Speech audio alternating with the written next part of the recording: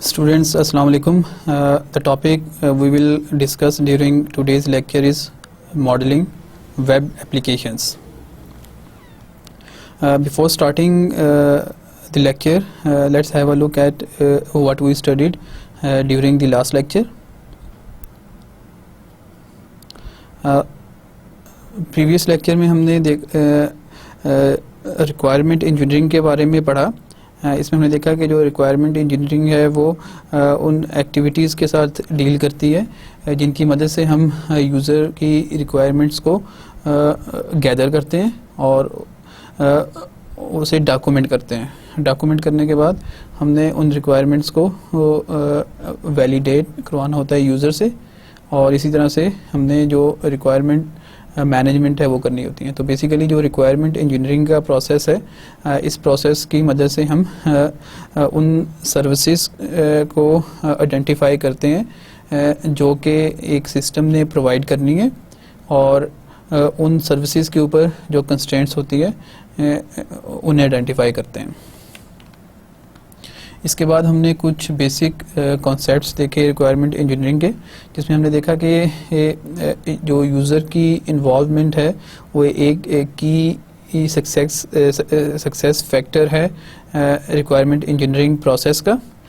इसी तरह से हमने देखा कि जो मेजर रिक्वायरमेंट्स हमें यूज़र से कलेक्ट करनी है उसकी दो कैटेगरीज होती हैं, जिनमें से जो फर्स्ट कैटेगरी है वो फंक्शनल रिक्वायरमेंट्स की है. फंक्शनल रिक्वायरमेंट्स वो सर्विसेज या फंक्शंस होते हैं जो कि यूज़र या कस्टमर चाहता है कि सिस्टम प्रोवाइड करें.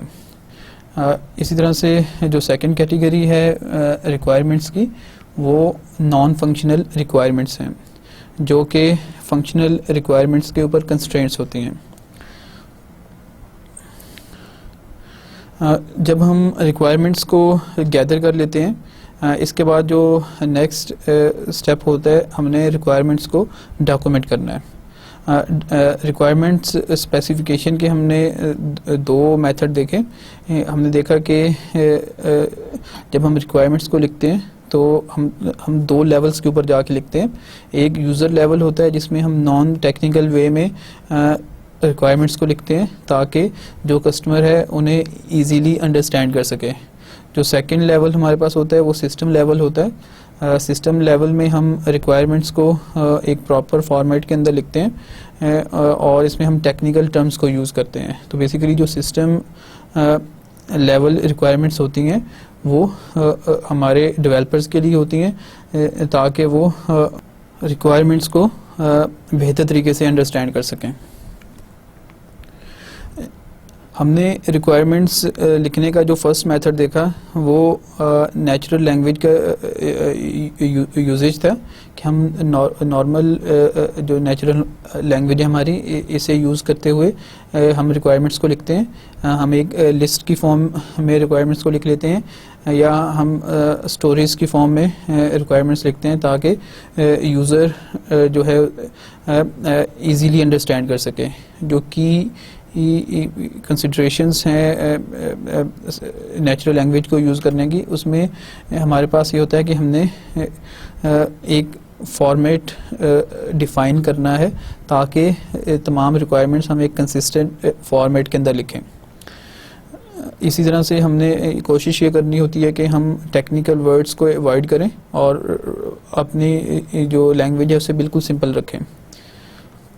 जो सेकंड मेथड है रिक्वायरमेंट्स को लिखने का, वो हमारे पास स्ट्रक्चर्ड स्पेसिफिकेशन है जिसमें हम एक प्रॉपर फॉर्मेट फॉलो करते हैं और उस फॉर्मेट के मुताबिक हम रिक्वायरमेंट्स को स्पेसिफाई करते हैं. रिक्वायरमेंट स्पेसिफिकेशन के बाद हमने रिक्वायरमेंट इंजीनियरिंग प्रोसेस के ऊपर डिस्कस किया. रिक्वायरमेंट इंजीनियरिंग प्रोसेस में जो एक्टिविटीज़ हम परफॉर्म करते हैं उसमें सबसे पहला स्टेप जो होता है वो रिक्वायरमेंट एलिसिटेशन एंड एनालिसिस. जो सेकंड स्टेप हमारे पास होता है वो documentation. Third step validation and verification, और जो लास्ट स्टेप है वो हमारे पास रिक्वायरमेंट मैनेजमेंट होता है. हम जो फर्स्ट स्टेप है इसमें यूज़र्स से नेगोशिएट करते हैं और डिफरेंट टूल्स को यूज़ करते हुए हम रिक्वायरमेंट्स को आइडेंटिफाई करते हैं। जब रिक्वायरमेंट्स आइडेंटिफाई हो जाती हैं तो उन्हें इन रिक्वायरमेंट्स को हम डॉक्यूमेंट करते हैं और डॉक्यूमेंट करने के बाद हम यूज़र से वैलिडेट करवाते हैं। वैलिडेशन के प्रोसेस में हम हमारा जो ऑब्जेक्टिव होता है वो ये होता है कि यूज़र रिक्वायरमेंट्स को देखें और उन्हें वैलिडेट करें कि ये वही रिक्वायरमेंट्स हैं जो कि उसे चाहिए थी। जब रिक्वायरमेंट्स वैलिडेट हो जाती हैं तो जो लास्ट फेज़ है वो स्टार्ट होता है जो कि रिक्वायरमेंट मैनेजमेंट का है। अगर during the development phase user की रिक्वायरमेंट्स चेंज हो जाती हैं तो उन रिक्वायरमेंट्स को मैनेज करना और उन्हें इम्प्लीमेंट करना रिक्वायरमेंट मैनेजमेंट की मेजर एक्टिविटीज़ हैं। लेक्चर के आखिर में हमने रिक्वायरमेंट इंजीनियरिंग स्पेसिफिक्स इन वेब इंजीनियरिंग के ऊपर डिस्कस किया। हमने इसमें देखा कि अगर हम फर्स्ट लुक में देखें तो हमें ऐसा फील होता है कि requirement engineering process web applications और डेस्कटॉप एप्लीकेशंस के लिए एक जैसा है, लेकिन अगर हम एक ज़्यादा क्लोज़र लुक डालें तो हमें कुछ फैक्टर्स ऐसे नज़र आते हैं जो कि डिस्टिंग्विश करते हैं requirement engineering process for web applications and desktop applications. इसमें जो की पॉइंट्स हमने डिस्कस किए वो सबसे पहले था मल्टी डिसिप्लिनरी एक्सपर्ट्स। बेसिकली जो वेब एप्लीकेशन डेवलपमेंट है इसमें मल्टी डाइवर्स डोमेन्स के एक्सपर्ट्स जो हैं वो इन्वॉल्व होते हैं और ये एक चैलेंजिंग टास्क होता है कि वो तमाम एक्सपर्ट्स जो हैं वो उनमें कंसेंसस जो है वो बिल्ड किया जाए। इसी तरह से हमने देखा कि जो वेब रिक्वायरमेंट इंजीनियरिंग प्रोसेस है इसमें स्टेक होल्डर्स जो हैं वो यूजुअली अवेलेबल नहीं होते। हम कस्टमर को तो इन्वॉल्व कर सकते हैं, इसी तरह से डेवलपर्स को भी इन्वॉल्व कर सकते हैं, लेकिन जो हमारा एक और की स्टेक होल्डर है यूज़र वो अवेलेबल नहीं होते। इसी तरह से एक और की फैक्टर जो था वो हमारे पास जो यूज़र्स हैं वेब एप्लीकेशंस के उनका जो ऑपरेशनल इन्वायरमेंट था उसके ऊपर डेवलपर्स का कंट्रोल नहीं होता। तो ये कुछ की डिस्टिंग्विशिंग फैक्टर्स थे जो कि डिफरेंशिएट करते हैं रिक्वायरमेंट इंजीनियरिंग प्रोसेस को for web application and desktop applications. जैसा कि हमने प्रीवियस लेक्चर्स में डिस्कस किया कि जो वर्ल्ड वाइड वेब है वो इमर्ज हुई एज एन इंफॉर्मेशनल मीडियम। जो बेसिक ऑब्जेक्टिव था वेब का वो इंफॉर्मेशन शेयरिंग था। हम स्टैटिक HTML पेजेस के थ्रू इंफॉर्मेशन को शेयर करते थे, लेकिन जैसे जैसे टाइम गुजरता गया वर्ल्ड वाइड वेब जो है वो एक इंफॉर्मेशनल मीडियम से इवॉल्व करके एप्लीकेशन मीडियम में कन्वर्ट हो गया। अब हमारे पास जो एप्लीकेशंस होती हैं वो फुल फ्लेज कम्प्लेक्स सिस्टम्स होते हैं। जब वेब जो है वो इब्तदाई दिनों में बहुत सिंपल और स्टैटिक पेजेस पे कंसिस्ट करती थी, तो उसे डेवलप करना जो है और उसे डिज़ाइन करना ये कोई बहुत मुश्किल टास्क नहीं था। लेकिन जो अब की कम्प्लेक्स वेब एप्लीकेशंस हैं उन्हें डिज़ाइन करना और उन्हें अंडरस्टैंड करना ये एक मुश्किल टास्क है। जैसा कि हमने देखा कि जो इम्प्लीमेंटेशन है वो डिपेंड करती है डिज़ाइन के ऊपर। अगर हमने किसी एप्लीकेशन को प्रॉपरली डिज़ाइन किया है तो जो डेवलपर्स हैं वो उसे ठीक तरीके से अंडरस्टैंड करेंगे और ठीक तरीके से इम्प्लीमेंट करेंगे। कम्प्लेक्स एप्लीकेशंस को सिंप्लीफाई करने के लिए हम मॉडल्स यूज़ करते हैं। ये अप्रोच बिल्कुल वही है जो कि हम रियल लाइफ में यूज़ करते हैं। आप एक एग्जांपल लें, अगर आप एक सिंपल सा जो है एक रूम बिल्ड करना चाह रहे हैं, तो आपके पास जो रिक्वायरमेंट्स हैं वो आपके पास स्किल्ड वर्कर्स होने चाहिए, मटेरियल्स और टूल्स। आपने जो है वो वर्कर्स को जस्ट बताना है कि आप इन डायमेंशंस का एक रूम बना दें, तो वो इजीली अंडरस्टैंड करेंगे और जो आपकी रिक्वायर्ड रूम है उसे बिल्ड कर लेंगे। इसके अगेंस्ट अगर आप देखेंगे, अगर आपने कोई कम्प्लेक्स स्ट्रक्चर जो है वो डिज़ाइन बिल्ड करना है, तो आपको उन वर्कर्स को समझाने के लिए बाकायदा जो मॉडल्स हैं वो बनाने पड़ेंगे। तो जो मॉडल्स होते हैं वो बेसिकली जो स्ट्रक्चर है उसकी कम्प्लेक्सिटी को रिड्यूस करेंगे और जो बिल्डर्स हैं वो इजीली अंडरस्टैंड कर लेंगे। सेम यही अप्रोच है सॉफ्टवेयर्स या वेब एप्लीकेशंस में कि हम मॉडल्स के थ्रू जो एप्लीकेशंस हैं उनके स्ट्रक्चर को सिंप्लीफाई कर लेते हैं और हमारे डेवलपर्स जो हैं वो जो है वो इजीली अंडरस्टैंड कर लेते हैं एप्लीकेशन स्ट्रक्चर को। तो जो सिस्टम मॉडलिंग है, basically system modelling is the process of developing abstract models of a system. System modelling means representing system using graphical notations। हम किसी भी सिस्टम को रिप्रेजेंट करने के लिए UML को यूज़ करते हैं यूजुअली। ये एक फेमस टूल है सिस्टम मॉडलिंग के लिए। तो UML हमें वो डायग्राम्स या नोटेशंस प्रोवाइड करती है जिन्हें यूज़ करते हुए हम एक सिस्टम को बेहतर तरीके से मॉडल कर सकते हैं। जब हम मॉडलिंग करते हैं एक सिस्टम की, तो हम एक एप्लीकेशन को डिफरेंट पर्सपेक्टिव से हम मॉडल करते हैं। तो जो मॉडल्स हम बनाते हैं, हर मॉडल जो है वो एप्लीकेशन के एक डिफरेंट पर्सपेक्टिव को प्रेजेंट कर रहा होता है। अगर हम किसी एप्लीकेशन के डिफरेंट पर्सपेक्टिव्स की बात करें, तो हमारे पास एक्सटर्नल पर्सपेक्टिव होता है।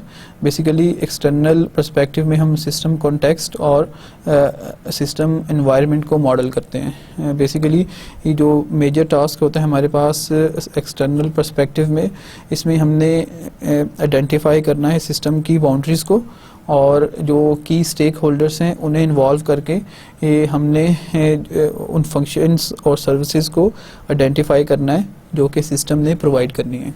एक्सटर्नल पर्सपेक्टिव के बाद जो सेकंड पर्सपेक्टिव है मॉडलिंग का, वो हमारे पास है इंटरेक्शन पर्सपेक्टिव। इंटरेक्शन पर्सपेक्टिव में बेसिकली हम मॉडल करते हैं सिस्टम इंटरेक्शंस को विद एनवायरनमेंट। हम कोई भी सिस्टम जब डिज़ाइन करते हैं या डेवलप करते हैं तो एटलीस्ट एक यूज़र ऐसा ज़रूर होता है जिसने इंटरेक्ट करना है उस सिस्टम के साथ। तो इंटरेक्शन पर्सपेक्टिव में हम उन इंटरेक्शंस को मॉडल करते हैं। हमारे UML यूज़ केस डायग्राम्स और एक मेजर टूल है इंटरेक्शन पर्सपेक्टिव को मॉडल करने का। इसी तरह से हमारे पास स्ट्रक्चरल पर्सपेक्टिव होता है, जिसमें हम इस चीज़ को मॉडल करते हैं कि सिस्टम कैसे ऑर्गेनाइज हुआ है। इस फेज़ में हम जो हमारा सिस्टम है उसकी ऑर्गेनाइजेशन को मॉडल करते हैं। हम उसके कंपोनेंट्स को और उन कंपोनेंट्स के बीच में जो रिलेशनशिप है उसे आइडेंटिफाई करते हैं। UML में हमारे पास स्ट्रक्चरल पर्सपेक्टिव को मॉडल करने के जो डायग्राम्स हैं उनमें क्लास डायग्राम, डिप्लॉयमेंट डायग्राम और कंपोनेंट डायग्राम। तो ये डायग्राम्स जो हैं वो यूज़ होती हैं इंटरेक्शन स्ट्रक्चरल पर्सपेक्टिव को मॉडल करने के लिए। जो डिफरेंट पर्सपेक्टिव्स हैं किसी भी सिस्टम के, उन्हें हम डिफरेंट मॉडल्स के थ्रू जो है प्रेजेंट करते हैं। जो मॉडल्स हम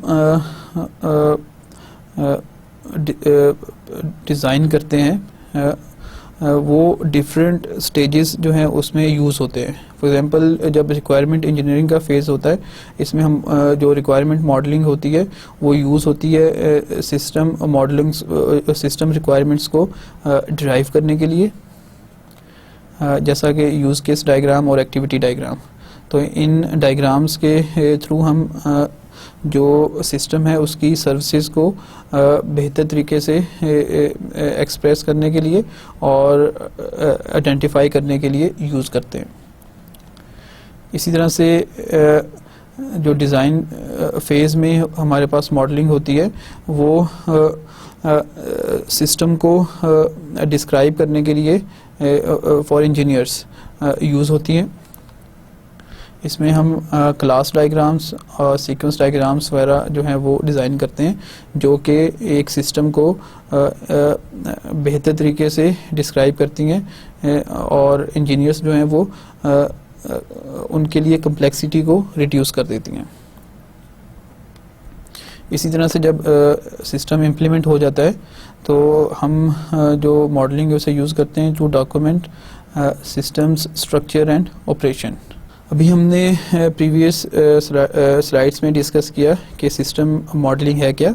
इसमें हमने देखा कि जो सिस्टम मॉडलिंग है बेसिकली वो वेब एप्लीकेशन या सॉफ्टवेयर जो है उसके उसे ग्राफिकली प्रेजेंट करने का तरीका है, ताकि जो डेवलपर्स हैं वो उसे आसानी से समझ सकें। तो जो हमें बेनिफिट मिलते हैं जिसकी वजह से हम मॉडलिंग करते हैं, उनमें रिड्यूस कम्प्लेक्सिटी के जो कम्प्लेक्स स्ट्रक्चर होता है सिस्टम का उसे हम सिंप्लीफाई कर देते हैं यूजिंग मॉडलिंग, और जो डेवलपर्स हैं वो ज़्यादा बेहतर तरीके से सिस्टम स्ट्रक्चर को अंडरस्टैंड करते हैं। इसी तरह से जो सेकंड बेनिफिट होता है कि हम डॉक्यूमेंट करते हैं डिज़ाइन डिसीजंस को, और इसी तरह से जो सिस्टम मॉडलिंग है वो फैसिलिटेट करती है कम्युनिकेशन अमंग टीम मेंबर्स। तो ये मेजर रीजंस हैं जिसकी वजह से हम सिस्टम मॉडलिंग करते हैं।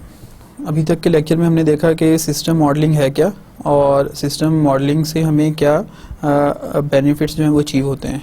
आइए अब हम देखते हैं कि एक जो कन्वेंशनल डेस्कटॉप सॉफ्टवेयर होता है उसमें जो मॉडलिंग है उसकी डायमेंशंस क्या हैं, कि हमें किन डायमेंशंस पे जो है मॉडलिंग रिक्वायर्ड होती है। बेसिकली हमारे पास जो मॉडलिंग स्कोप है उसकी 3 डायमेंशंस हैं।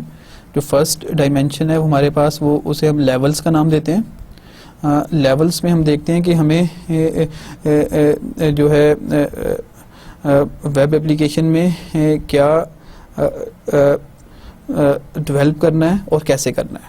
तो हमारे पास जो 2 लेवल्स बनते हैं वो यूज़र इंटरफेस और एप्लीकेशन लॉजिक, जो कि मेजर लेवल्स हैं एक डेस्कटॉप या कन्वेंशनल सॉफ्टवेयर एप्लीकेशन के। लेवल्स के बाद जो सेकंड डायमेंशन हमारे पास है वो एस्पेक्ट्स बेसिकली जो लेवल्स हमने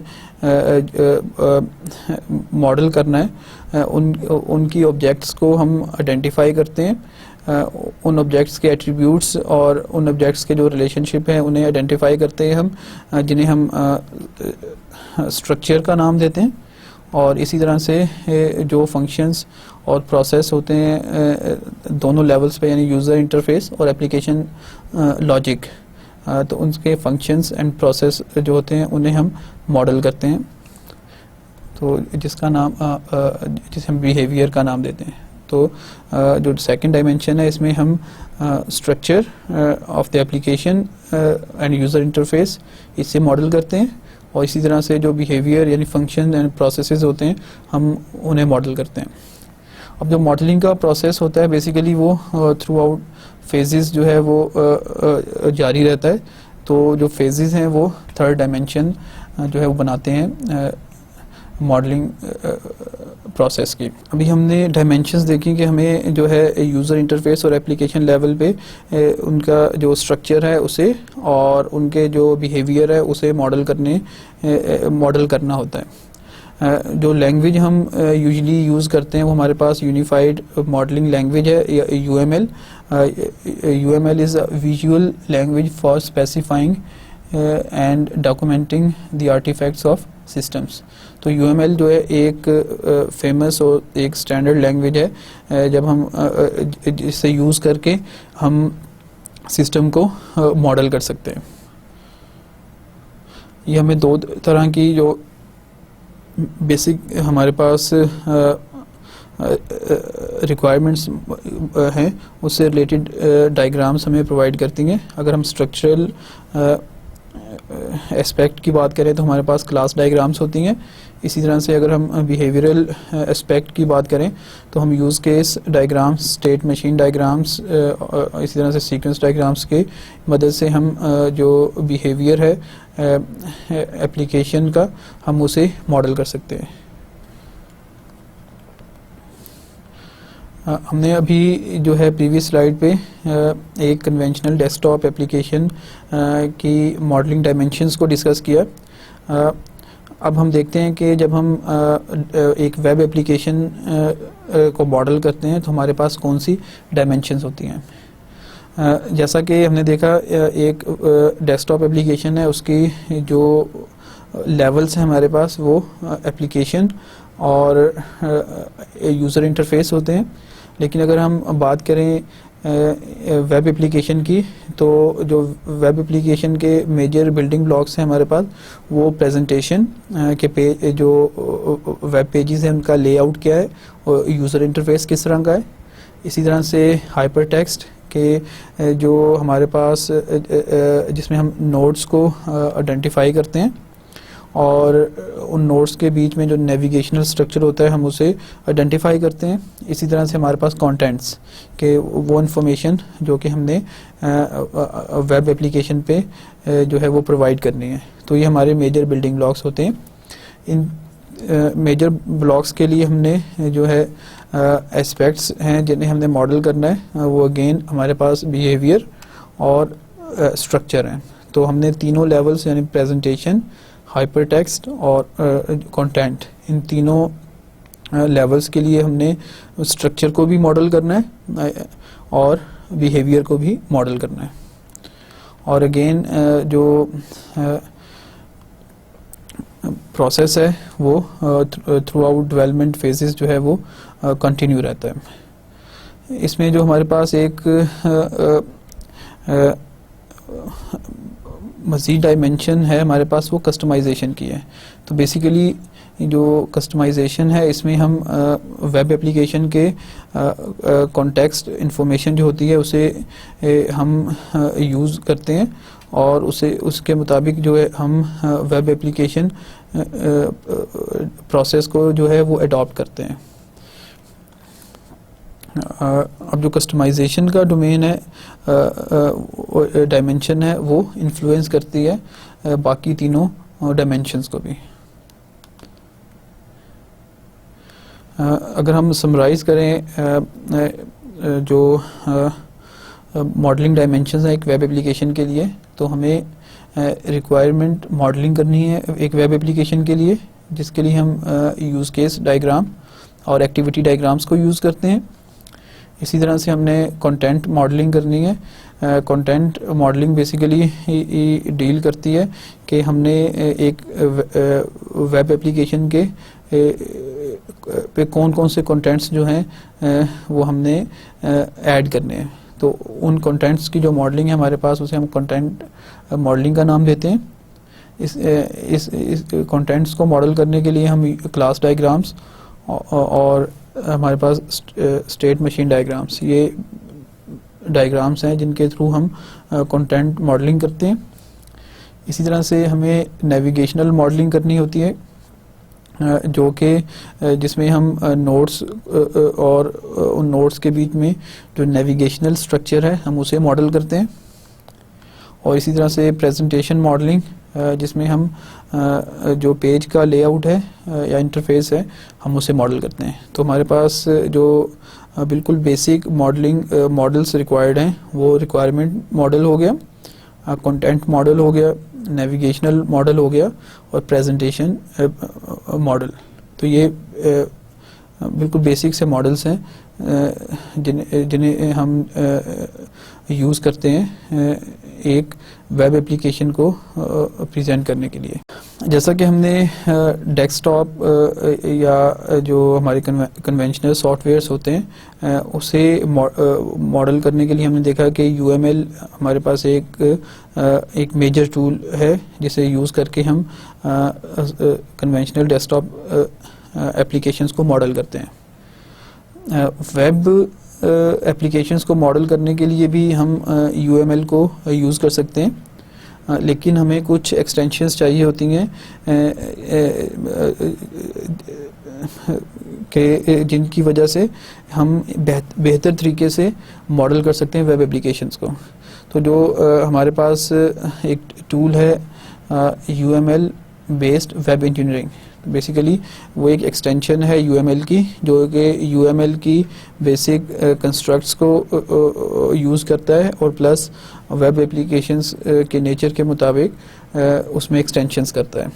तो हमें जहाँ तक अगर हम जस्ट UML को यूज़ करके मॉडल कर सकते हैं तो वेल, अगर हमें कुछ एक्स्ट्रा जो हैं वो कंस्ट्रक्ट्स चाहिए वेब एप्लीकेशन मॉडलिंग के लिए तो हम जो है वो UWE से ले सकते हैं। तो इस तरह से जो वेब एप्लीकेशन मॉडलिंग है उसके लिए हम UML और UWE के जो एलिमेंट्स हैं उन्हें हम कंबाइन करके यूज़ करते हैं।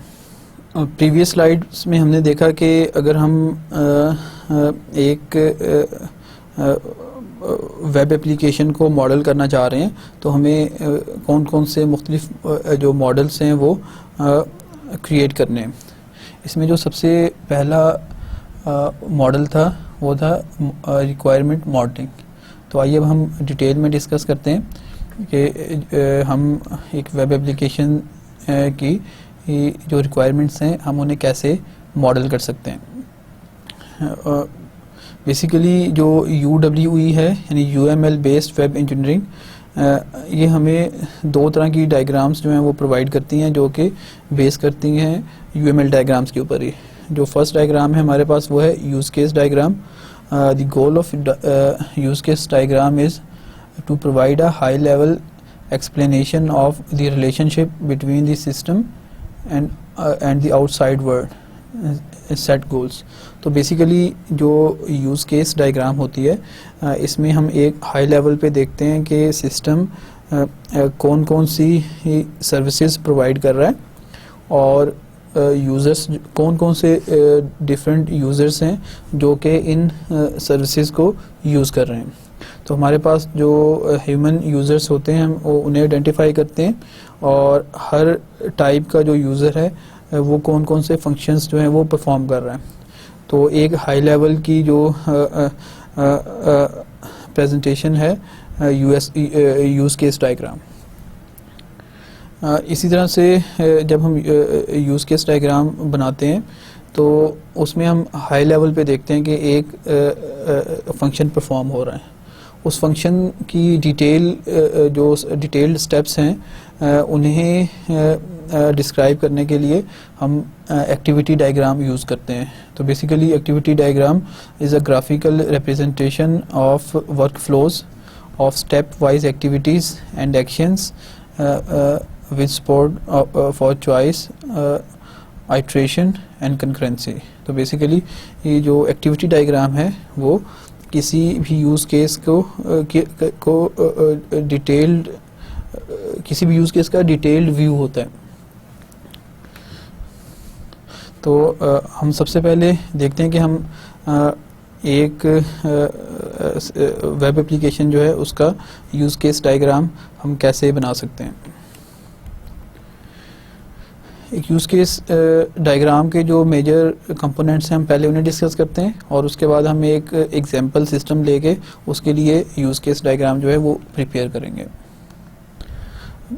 जो बेसिक कंपोनेंट्स हैं एक यूज़ केस डायग्राम के, उसमें सबसे पहले हमारे पास सिस्टम है जिसे हम डेवलप कर रहे हैं। तो सिस्टम जो होता है उसे हम यूजुअली एक रेक्टेंगल से जो है वो डिनोट करते हैं और इसमें हमने जो सिस्टम का नेम है वो लिखना होता है। सिस्टम के बाद जो सेकंड कंपोनेंट है यूज़ केस डायग्राम का वो यूज़ केस है। The use case task referred to as the use case that represent a feature needed in a software system। तो बेसिकली जो यूज़ केस होता है वो उन फंक्शंस को डिनोट करता है जो कि सिस्टम ने प्रोवाइड करने होते हैं। एक यूज़ केस को डिनोट करने के लिए हम ओवल का जो सिंबल है ये यूज़ करते हैं और इस ओवल में हम यूज़ केस टाइटल लिखते हैं कि जो फंक्शन परफॉर्म हो रहा है उसका टाइटल क्या है।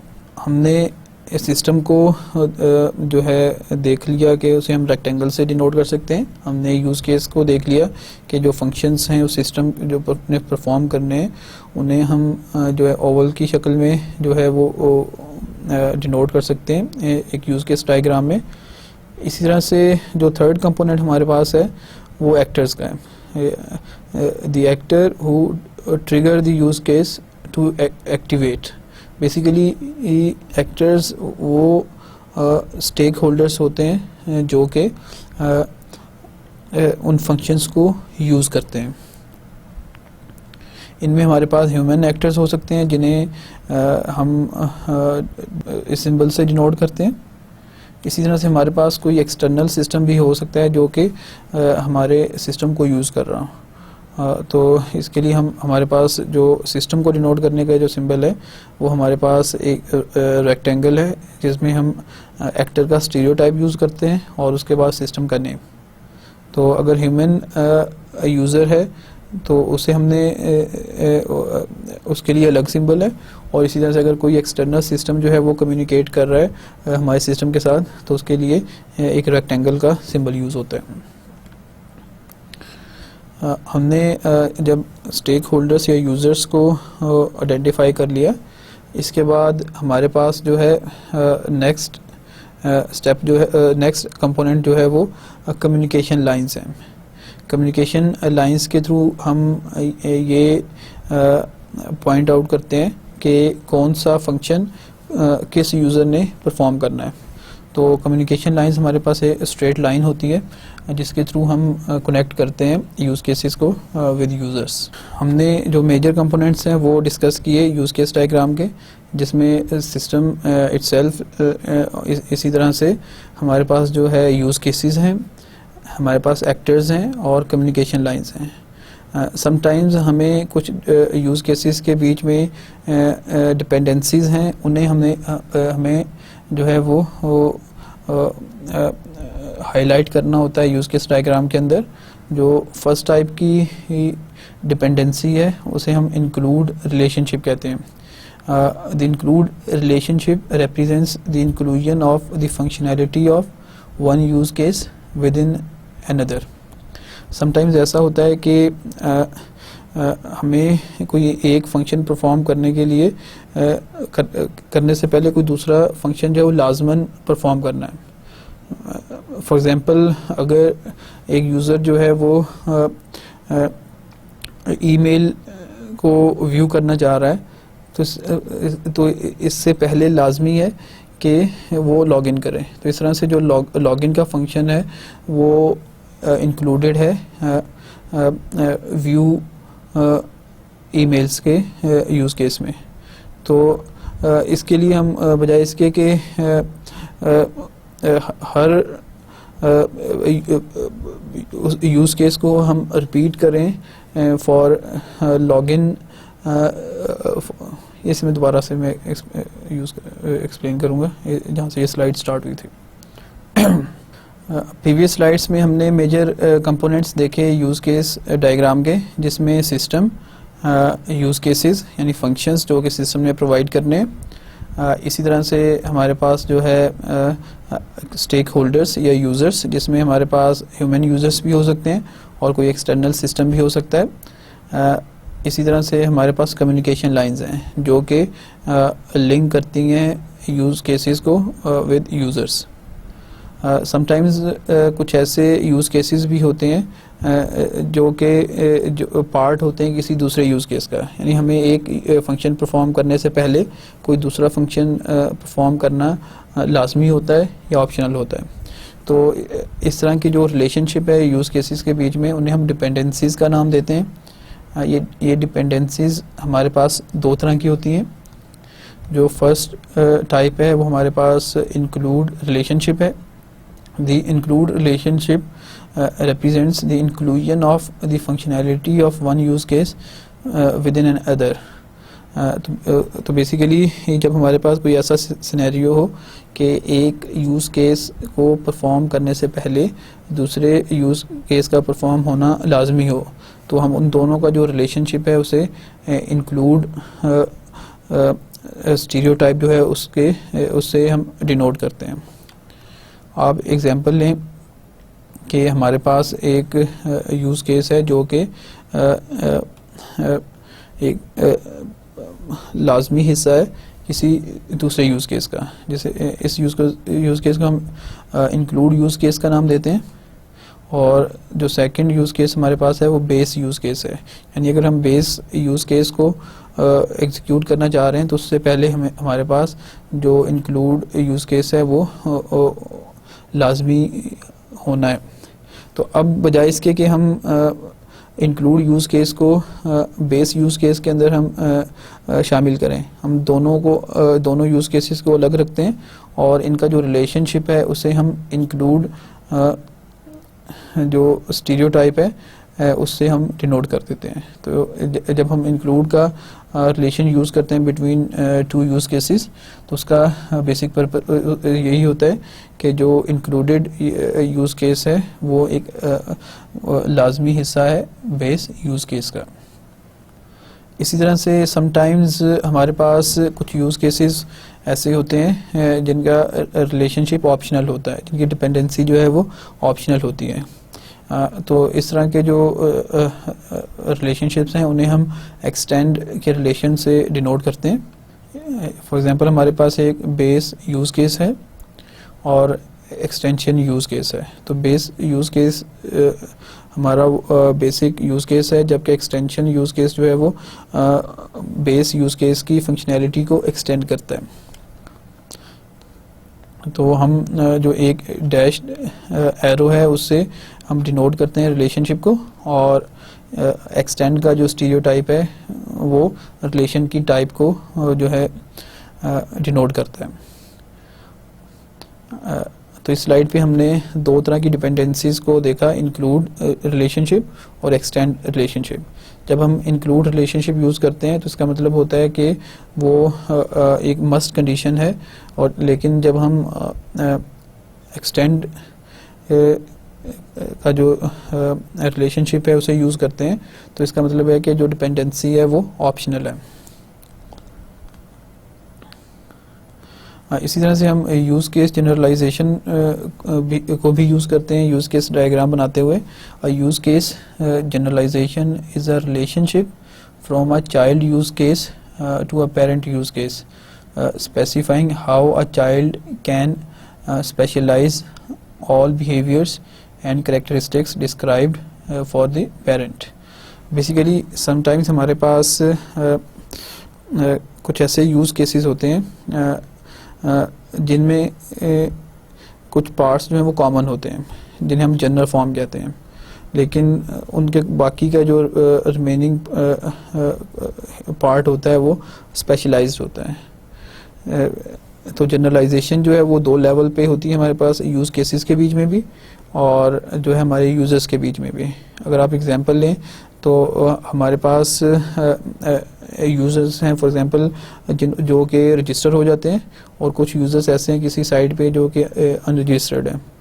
और तो अब जो अनरजिस्टर्ड यूज़र्स हैं वो कुछ फीचर्स को एक्सेस कर सकते हैं, लेकिन अगर वो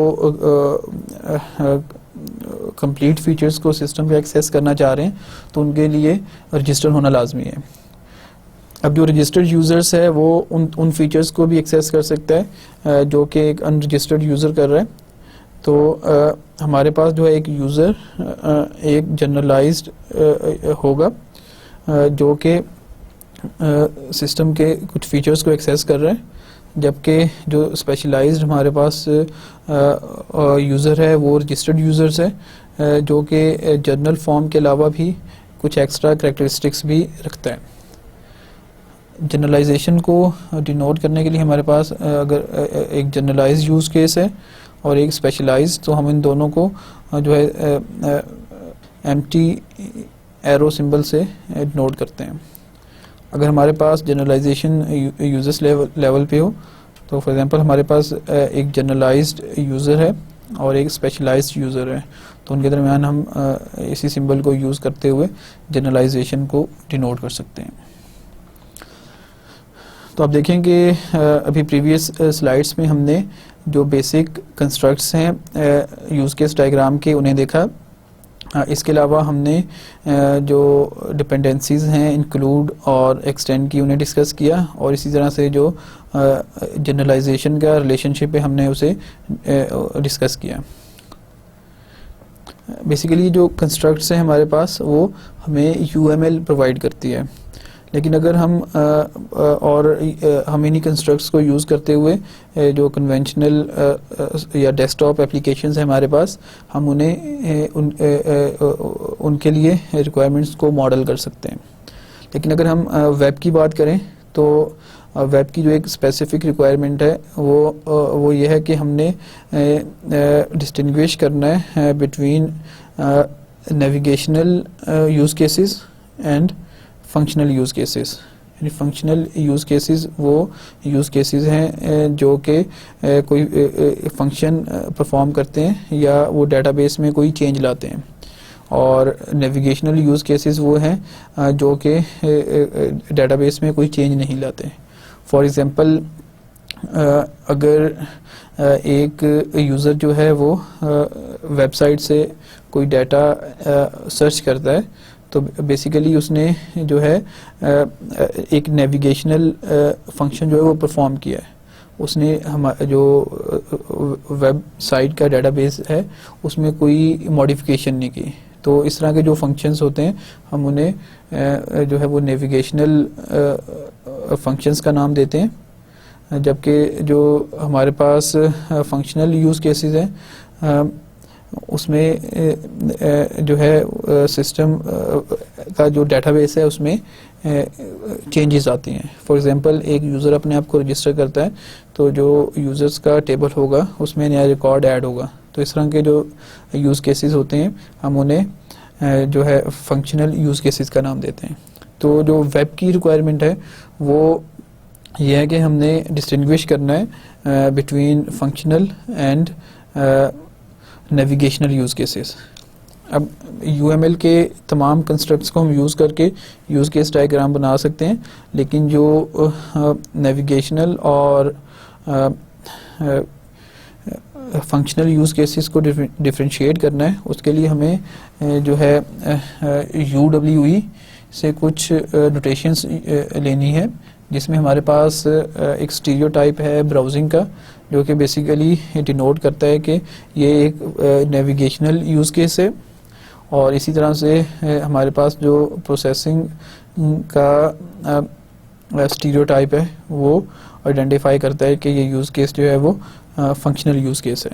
तो ये दो जो स्टीरियोटाइप्स हैं ये हम UWE से लेते हैं, और प्लस जो UML के कंस्ट्रक्ट्स हैं इन्हें यूज़ करके हम एक जो रिक्वायरमेंट मॉडल या यूज़ केस डायग्राम है वो ड्रॉ करते हैं फॉर अ वेब एप्लीकेशन। आइए हम एक एग्जांपल सिस्टम लेते हैं और उसके लिए हम यूज़ केस डायग्राम को ड्रॉ करते हैं। हम इस एग्जांपल में एज्यूम करते हैं कि हमने एक ऑनलाइन वीडियो शेयरिंग एप्लीकेशन बनानी है इसके जो मेजर फंक्शंस हैं वो ये हैं कि यूज़र जो है वो कोई भी यूज़र वेबसाइट के ऊपर जो वीडियोज़ हैं उन्हें सर्च कर सकता है और उन्हें व्यू कर सकता है। तो ये मेजर फंक्शंस हैं यूज़र्स के। इसी तरह से अगर यूज़र जो है वो कोई वीडियो शेयर करना चाह रहा है इस एप्लीकेशन पे, तो उसके लिए जो है यूज़र को रजिस्टर होना मस्ट है। तो अगर एक रजिस्टर जो है एक यूज़र जो है रजिस्टर होता है हमारी वेबसाइट पे, तो वो लॉगिन करके वीडियोस जो है वो शेयर भी कर सकता है।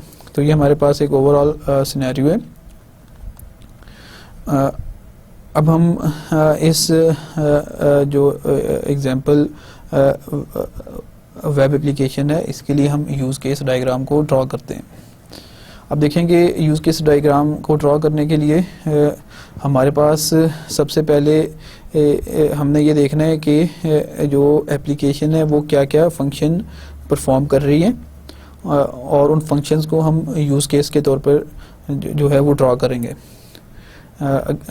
अब इन यूज़ केसेस में से जो फंक्शनल यूज़ केसेस हैं उसके लिए हम प्रोसेसिंग का जो स्टीरियोटाइप है UWE का उसे यूज़ करेंगे, और जो नेविगेशनल यूज़ केसेस हैं उसके लिए हम जो स्टीरियोटाइप है ब्राउजिंग का उसे यूज़ करेंगे। तो सबसे पहले हम सिस्टम को ड्रॉ किया एक रेक्टेंगल से, और इसमें हमने जो नेम है ऑनलाइन वीडियो शेयरिंग सिस्टम वो लिखा। अब जो मेजर फंक्शंस हमारे पास जो यूज़र्स हैं इसमें आप देखेंगे दो तरह के यूज़र्स हैं। एक वो नॉर्मल यूज़र है जो कि वीडियोस जो है सर्च कर सकता है और उन्हें व्यू कर सकता है। इसी तरह से जब वो रजिस्टर हो जाता है हमारे पास, तो वो दोनों फंक्शंस के अलावा जो वीडियो शेयरिंग का फंक्शन है वो भी परफॉर्म कर सकता है। तो इस तरह से आप देखेंगे हमारे पास जो दोनों टाइप्स के यूज़र्स हैं इसमें कुछ कॉमन पॉइंट्स यानी जो दोनों में कॉमन है वो हैं, और कुछ फंक्शंस ऐसे हैं जो कि स्पेशल हैं फॉर रजिस्टर्ड यूज़र्स। तो हम दोनों तरह के जो यूज़र्स हैं उन्हें जनरलाइजेशन के रिलेशन से कनेक्ट करेंगे। तो हमारे पास यूज़र जो है वो एक एक्टर है और उसकी जो जनरलाइज्ड यूज़र है, जबकि उसकी जो स्पेशलाइज्ड फॉर्म है हमारे पास वो रजिस्टर्ड यूज़र है। अब अगर हम फंक्शंस की बात करें तो हमारे पास जो सबसे पहला फंक्शन है वो सर्च या वीडियो। तो सर्च जब हम करते हैं तो बेसिकली हम जो डेटाबेस में कोई मॉडिफिकेशन नहीं कर रहे होते हैं, तो इस वजह से हम इसे ब्राउजिंग यूज़ केस के तौर पे आइडेंटिफाई करेंगे। इसी तरह से हमारे पास जो नेक्स्ट फंक्शन है वो है वॉच अ वीडियो। अगेन ये हमारे पास जो है वो ब्राउजिंग यूज़ केस है। इसके बाद हमारे पास रजिस्टर का है कि यूज़र जब ख़ुद को रजिस्टर करता है तो अब ये प्रोसेसिंग या फंक्शनल यूज़ केस है। लॉगिन करने के लिए अगेन यूज़र जो है वो डेटाबेस में कोई मॉडिफिकेशन नहीं कर रहा, तो ये जो है हमारे पास ब्राउजिंग या नेविगेशनल यूज़ केस है। और शेयर अ वीडियो, अब जब वीडियो शेयर होगी तो उसका जो रिकॉर्ड है हमें डेटाबेस में स्टोर करना है, तो इस वजह से ये जो है वो एक फंक्शनल यूज़ केस है। तो हमने मेजर फंक्शंस को जो है यूज़ केसेस की शक्ल में हमने ड्रॉ किया। अब आप देखेंगे जो रजिस्टर और लॉगिन का यूज़ केस है, अगर वो रजिस्टर होता है कस्टमर तो उसके लिए ऑप्शन है कि वो लॉगिन कर सके।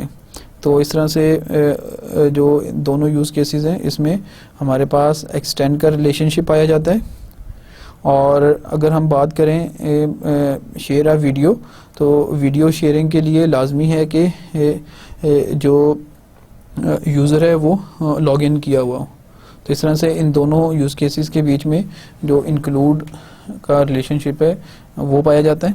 हमने डिपेंडेंसीज़ को जो है वो आइडेंटिफाई किया इन यूज़ केसेस के बीच में, और उसके बाद हमने अब कम्युनिकेशन लाइंस ड्रॉ करनी है। आप देखेंगे जो एक जनरल यूज़र है वो वीडियो सर्च कर सकता है और वीडियो को वॉच कर सकता है और इसी तरह से खुद को रजिस्टर कर सकता है। तो ये इन यूज़ केसेस को हमने कनेक्ट कर दिया, जो जनरल फॉर्म है यूज़र के उनके साथ, और जो स्पेशलाइज्ड फॉर्म है यानी रजिस्टर्ड यूज़र्स वो लॉगिन और शेयर अ वीडियो ये फंक्शंस परफॉर्म कर सकता है। तो हमने उन्हें कनेक्ट कर दिया लॉगिन और share a video use case के साथ। तो इस तरह से हमारे पास जो है जो एग्जांपल सिस्टम है उसका यूज़ केस डायग्राम कंप्लीट हो जाती है। तो अगर आप इन स्टेप्स को दोबारा से देखें यूज़ केस डायग्राम बनाने के, तो सबसे पहले हमने सिस्टम को ड्रॉ करना है। इसके बाद हमने आइडेंटिफाई करना है कि जो सिस्टम है उसके की स्टेक होल्डर्स या यूज़र्स कौन कौन से हैं। इसके बाद हमने जो फंक्शंस हैं उन्हें यूज़ केसेस की फॉर्म में ड्रॉ करना है और उन फंक्शंस के बीच में हमने जो डिपेंडेंसीज हैं उन्हें आइडेंटिफाई करना है और उसके बाद हमने कनेक्ट करना है यूज़ केसेस को विद यूज़र्स। प्रीवियस स्लाइड में हमने देखा कि हम एक यूज़ केस डायग्राम को कैसे ड्रॉ करते हैं। आप इस डायग्राम में देखें कि हम एक हाई लेवल डिस्क्रिप्शन होती है रिक्वायरमेंट्स के। हमें ये तो पता है कि फंक्शन कौन कौन से फंक्शन परफॉर्म कर रहा है एक सिस्टम, लेकिन हमें ये नहीं पता कि वो फंक्शन कैसे परफॉर्म हो रहे हैं। अब यूज़ केसेस या जो फंक्शंस हैं सिस्टम के उन्हें डिस्क्राइब करने के लिए हम एक्टिविटी डायग्राम को यूज़ करते हैं। यानी एक्टिविटी डायग्राम जो है वो हमें ये बताएगी कि एक यूज़ केस है, इसे एग्जीक्यूट करने के लिए यूज़र को किन किन स्टेप्स से गुजरना होगा। हम पहले एक्टिविटी डायग्राम के जो कुछ बेसिक कंस्ट्रक्ट्स हैं उन्हें हम डिस्कस करते हैं। सबसे पहले हमारे पास एक्टिविटीज़ होती हैं। An activity is a step in a process where some work is getting done. एक एक्टिविटी को हम जो है वो राउंडेड रेक्टेंगल से डिनोट करते हैं। द ट्रांजिशन जो कि सेकंड एलिमेंट है एक्टिविटी डायग्राम का takes place because the activity is completed. यानी जब एक एक्टिविटी कंप्लीट हो जाती है तो अब हमने सेकंड जो स्टेप है या सेकंड एक्टिविटी है उसे परफॉर्म करना है। तो फर्स्ट एक्टिविटी से दूसरी एक्टिविटी तक जो ट्रांजिशन होती है उसे डिनोट करने के लिए हम एरो का सिंबल यूज़ करते हैं। आप इसकी एग्जांपल देखें कि हमारे पास एक एक्टिविटी है रीड अ पेज, और जब एक पेज रीड हो जाता है तो अब यूज़र ने जो है पेज को टर्न करना है। यानी हमारे पास बेसिकली ये जो हम एक्टिविटीज़ ड्रॉ कर रहे हैं वो ये है कि एक यूज़र बुक को पढ़ रहा है, उसने एक पेज जो है वो रीड किया। रीड करने के बाद जब एक्टिविटी कंप्लीट हो गई तो अब उसने जो है वो नेक्स्ट एक्टिविटी है कि उसने पेज को टर्न करना है। तो उस एक्टिविटी पे गया, जब पेज टर्न करने की एक्टिविटी जो है वो कंप्लीट हो गई तो अगेन उसने दोबारा से पहले वाली एक्टिविटी को परफॉर्म करना है, यानी रीड अ पेज। तो इस तरह से आप देखेंगे हम एक्टिविटीज़ को ड्रॉ करते हैं और ट्रांजिशंस को ड्रॉ करते हैं यूजिंग एरो सिंबल। जो नेक्स्ट एलिमेंट है हमारे पास वो गार्ड कंडीशन है। समटाइम्स ऐसा होता है कि हमें यूज़र को रिस्ट्रिक्ट करना होता है कि वो अगर इस कंडीशन को मीट करे तभी वो जो नेक्स्ट एक्टिविटी है ट्रांजिशन जो है तभी होगी। तो इस तरह की कंडीशंस को डिनोट करने के लिए हमारे पास जो है गार्ड कंडीशन होती है। आप एक एग्जांपल लें, फॉर एग्जांपल हमारे पास एक्टिविटी है जिसमें हमने ये देखना है कि यूज़र जो है वो कोई कब ड्राइविंग कर सकता है। तो ड्राइविंग करने के लिए जो फर्स्ट एक्टिविटी है वो ये है लर्न ड्राइविंग। अब इसकी जो एक यूज़र जो है वो ड्राइविंग लर्न कर लेता है तो उसने गेट ड्राइविंग लाइसेंस, ये हमारे पास गार्ड कंडीशन है कि अगर वो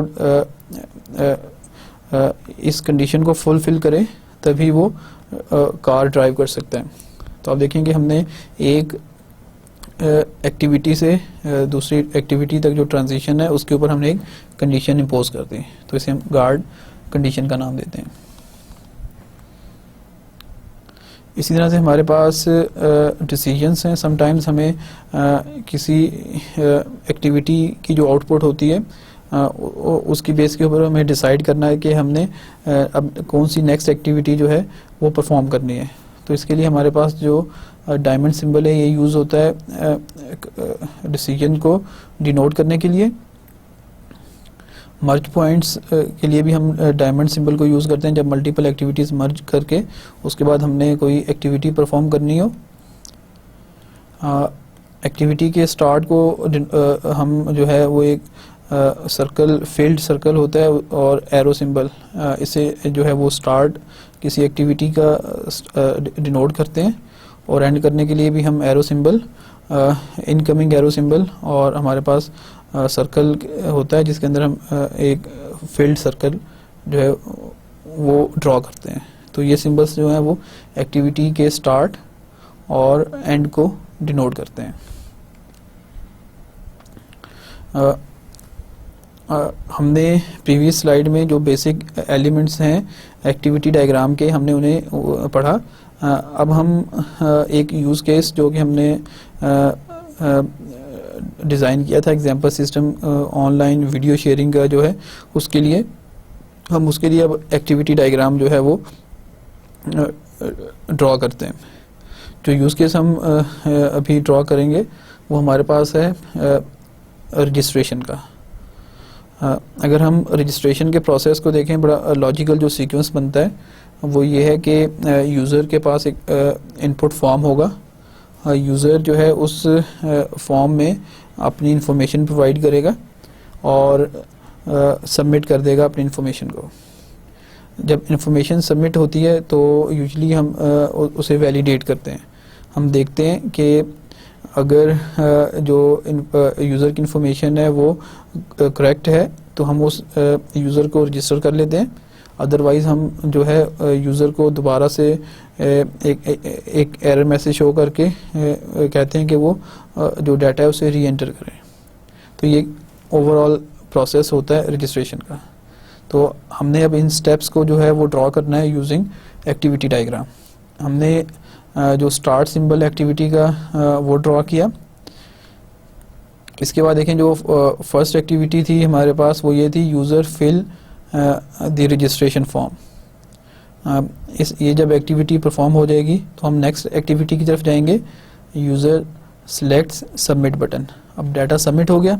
अब हमारे पास जो इस स्टेज के ऊपर हमने डिसाइड करना है कि हमने यूज़र को रजिस्टर करना है या उसे दोबारा हमने इंफॉर्मेशन लेनी है। तो हमने यहाँ पे देखा कि हमने एक डिसीजन लिया कि अगर इंफॉर्मेशन करेक्ट नहीं है तो सिस्टम जो है वो एक एरर मैसेज शो कर देगा और उसके बाद जो है यूज़र से जो करेक्ट इनपुट है वो लेगा।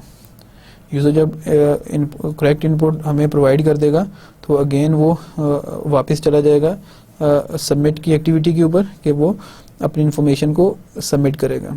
तो इस तरह से देखें कि ये सर्कल की फॉर्म में जब तक यूज़र की इंफॉर्मेशन करेक्ट नहीं होती वो मूव करता रहेगा और यूज़र जो है वो रजिस्टर नहीं होगा। अगर यूज़र ने ठीक इन्फॉर्मेशन हमें प्रोवाइड की है तो सिस्टम जो है वो यूज़र को रजिस्टर कर लेगा और उसके बाद जो एक्टिविटी है वो ख़त्म हो जाएगी। तो इस तरह से आप देखें कि हमने एक्टिविटी डायग्राम के मदद से जो यूज़ केसेस हमने ड्रॉ किए थे यूज़ केस डायग्राम में उनके स्टेप्स को हमने डिफ़ाइन किया है।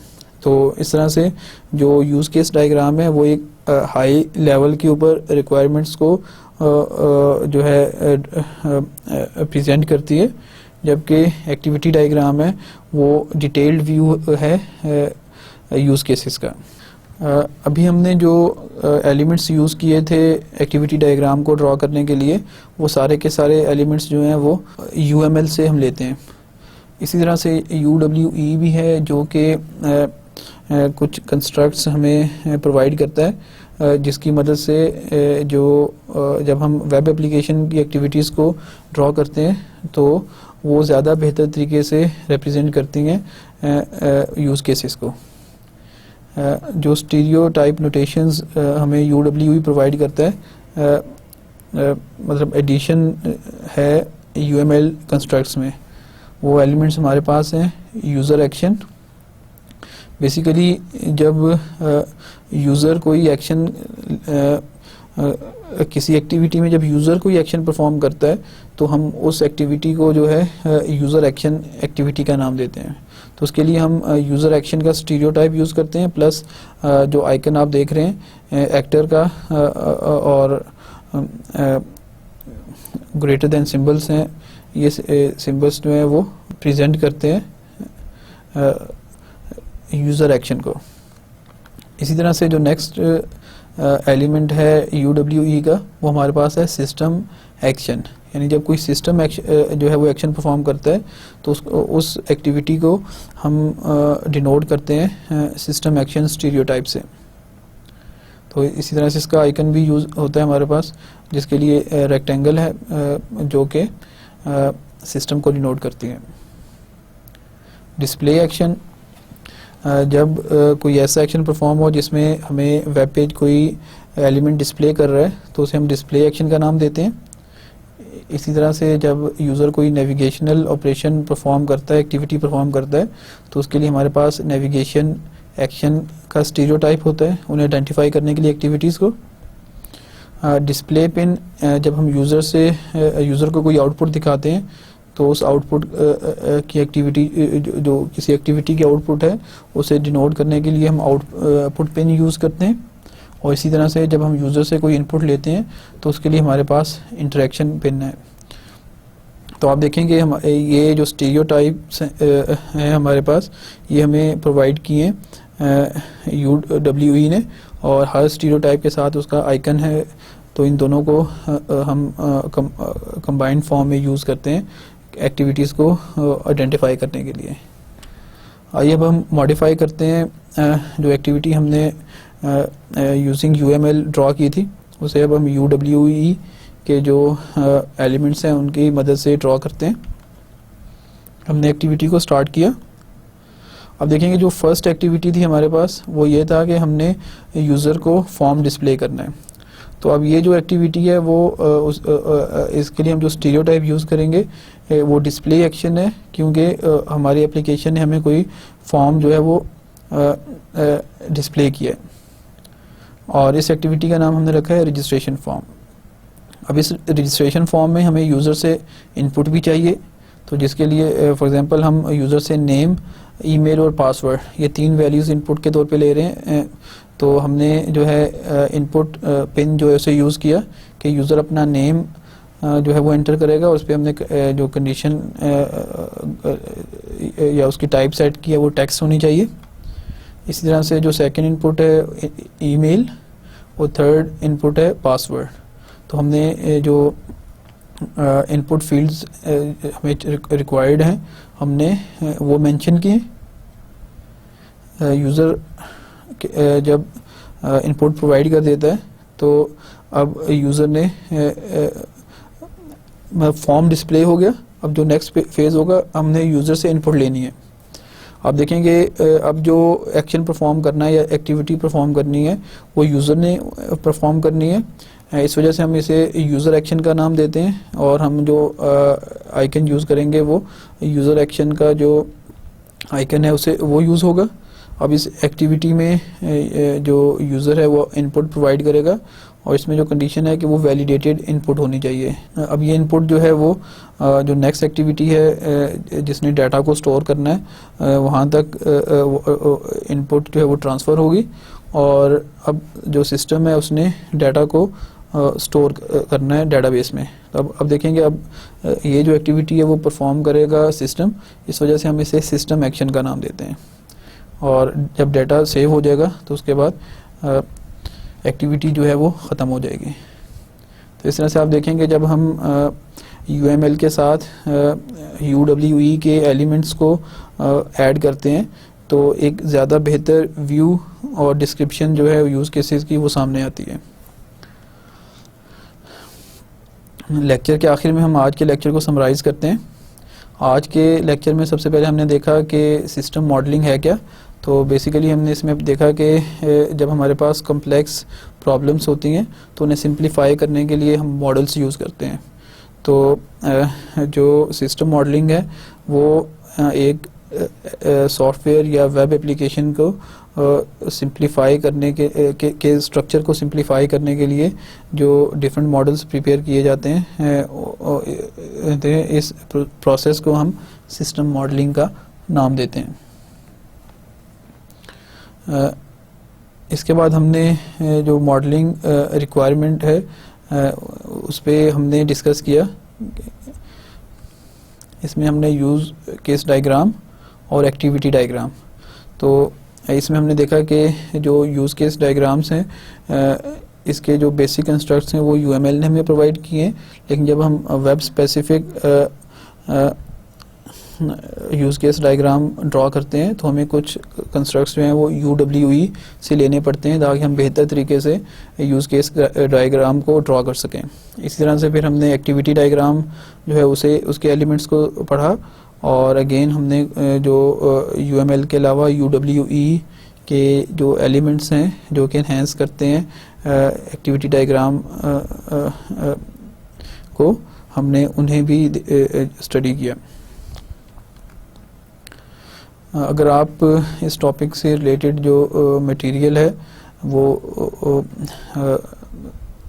स्टडी करना चाहें तो जो वेब इंजीनियरिंग की हम बुक फॉलो कर रहे हैं, वेब इंजीनियरिंग, उसका चैप्टर नंबर 3, और समर विली की जो सॉफ्टवेयर इंजीनियरिंग की बुक है उसका चैप्टर नंबर 5। तो इन दोनों चैप्टर्स में आप आज के टॉपिक से रिलेटेड मटेरियल फाइंड कर सकते हैं। इसके साथ ही हम आज के लेक्चर को ख़त्म करते हैं। इंशाल्लाह जो नेक्स्ट लेक्चर होगा उसमें हम मज़ीद